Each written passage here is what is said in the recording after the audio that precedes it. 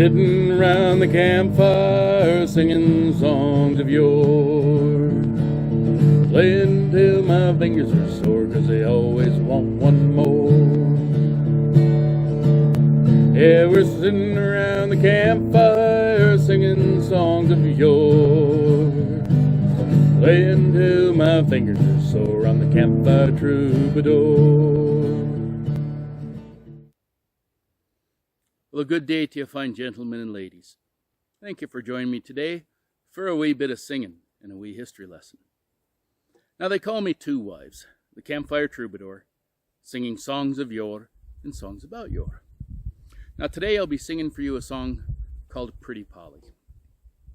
This is a traditional murder ballad found in the British Isles, Canada, and the Appalachian region of the United States. Many, but not all of the versions, have the ship's Carpenter as the villain of the story. When he goes back to sea, he is haunted by her ghost, or he confesses to the murder, goes mad and dies, or the ship will not sail due to a thick fog and calm seas. Later versions tended to omit the reason for the murder, or portray the murderer as a spurned suitor, with him turning himself into the authorities and confessing his crime. In the version above, Polly's ghost tore him in three.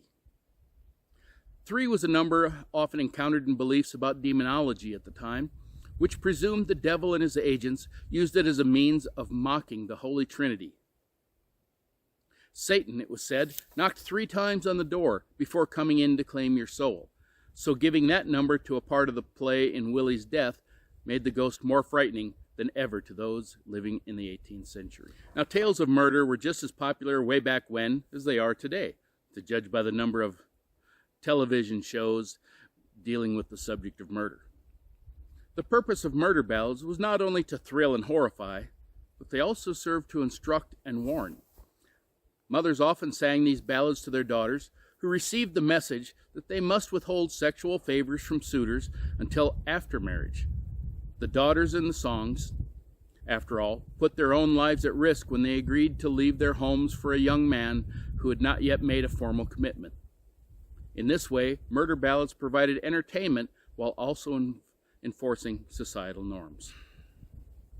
Originally known as the Gosport Tragedy, this ballad was shortened and altered into The Cruel Ship's Carpenter, Love and Murder, Polly's Love, Nancy's Ghost, and The Fog-Bound Vessel, plus many others. And finally, after arriving in America with Scotch-Irish immigrants and undergoing yet more changes, it evolved into the 3 to 5 verse version known as Pretty Polly. The Gosport Tragedy originally appeared on a broadside in 1727, and it consisted of 34 verses. Now, one oddity that separates this murder ballad from others is its constantly shifting narrative perspective. Sometimes it's sung from the viewpoint of the protagonist, sometimes from that of the antagonist, and sometimes from the third-person perspective. In the version of Pretty Polly that I will be singing in a moment, some of the lines from the Gosport Tragedy have been added back to add context and to flesh out the story. Now, it's been suggested that the events described in the song may have actually taken place in 1726. The locale for the song is in the county of Hampshire, specifically the city of Gosport, which lies on the west side of the port of Portsmouth, while the city of Portsmouth lies 3 miles away on the east side. Now, 15 miles to the south lies the Isle of Wight. Evidence was found that the ship, identified as the HMS Bedford, was often at the port of Portsmouth, as in the song, and that the ship's carpenter was a man named John Bilson, and he died at sea on the 25th of September, 1726, presumably of scurvy. There's also evidence of a crew member named Charles Stewart. The name of the female protagonist frequently appears as Polly, just as frequently as the name Molly. Now, both Polly and Molly were female names that were commonly used in songs of the time period, as is Willie, though the murderer's name is actually John Bilson. Now, the ballad gained a following within the bluegrass community in the mid-1920s, and it's been recorded by Judy Collins, Bob Dylan, the Dillards, Woody Guthrie, Burl Ives, Kevin Spacey, Patty Loveless, Pete Seeger, Ralph Stanley, and Sturgill Simpson.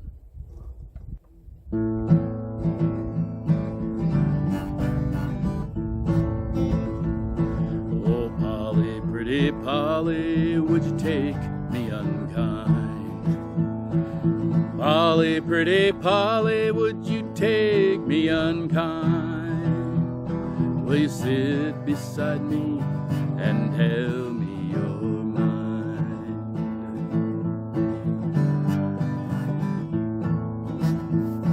Well, my mind is to marry and never to part. My mind is to marry and never to part. The first time I saw you, it wounded my heart. Oh, Polly, pretty Polly, come go along with me. Polly, pretty Polly, come go along with me. Before we are wedded, some pleasures to see.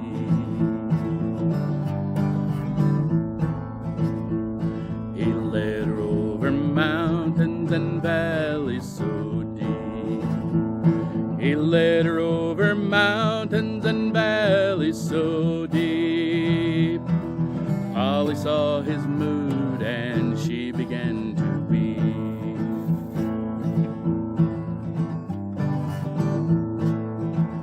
Saying, Willie, oh Willie, I'm afraid of your ways. Willie, dear Willie, I'm afraid of your ways. I'm afraid you will lead me astray.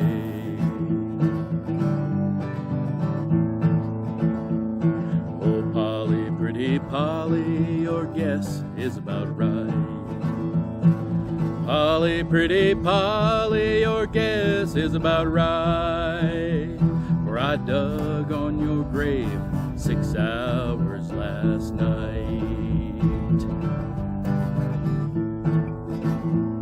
Oh, she knelt down before him, and what did she spy? She knelt down before him, and what did she spy? A newly dug grave with the spade lying by.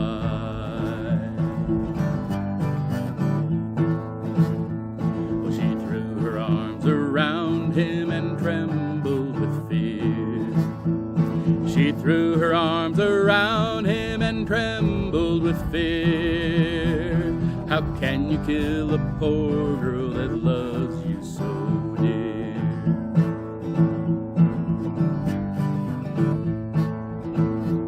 Well, there's no time for talking, there's no time for stand. There's no time for talking, there's no time to stand. Then he drew up a hunting knife in his right hand.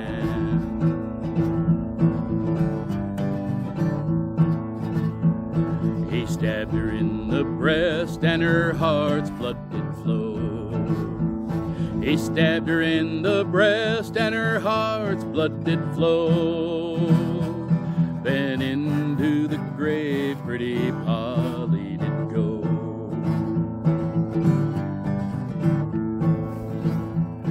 He threw some dirt o'er her, then he turned to go home.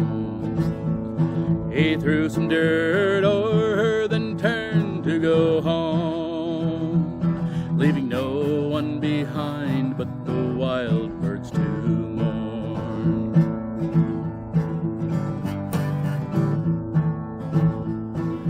Back on board the Bedford he entered straight away.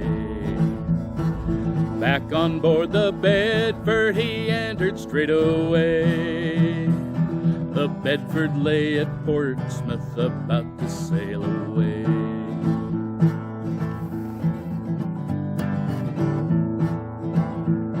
Charlie Stewart was a man of courage so bold. Charlie Stewart was a man of courage so bold. One night he was a-going down into the hold.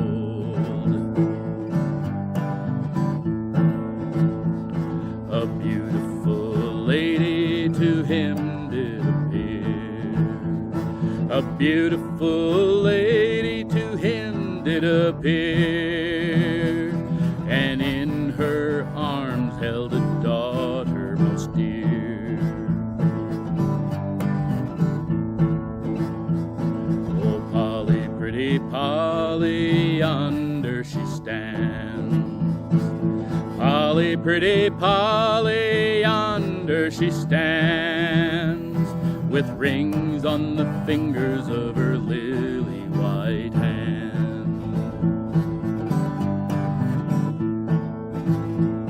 Being merry in drink, Charlie went to embrace. Being merry in drink, Charlie went to embrace. But to his surprise, she vanished without a trace.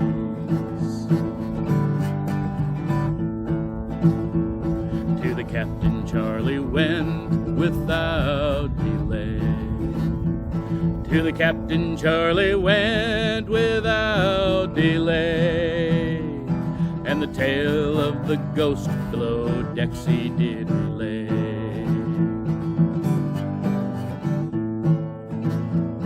The captain said, if murder one of my men has done, the captain said, if murder one of my men has done, then the ship is in danger and to sea we must run.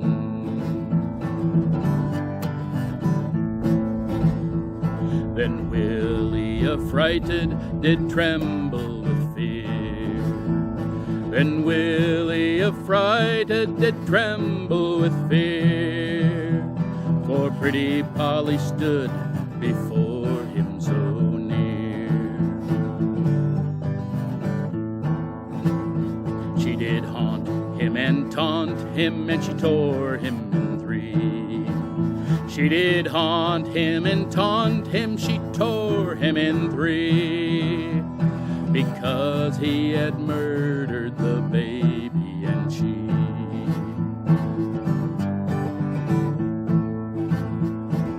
No one but Willie did see the sad sight. No one but Willie did see the sad sight. Then raving distracted, he died in the night. There's a debt to the devil that Willie must pay. There's a debt to the devil that Willie must pay, for killing pretty Polly and running away.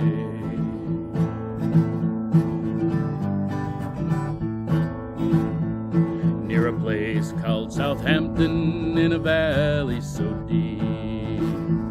Near a place called Southampton in a valley so deep, her body was found while her parents they did weep.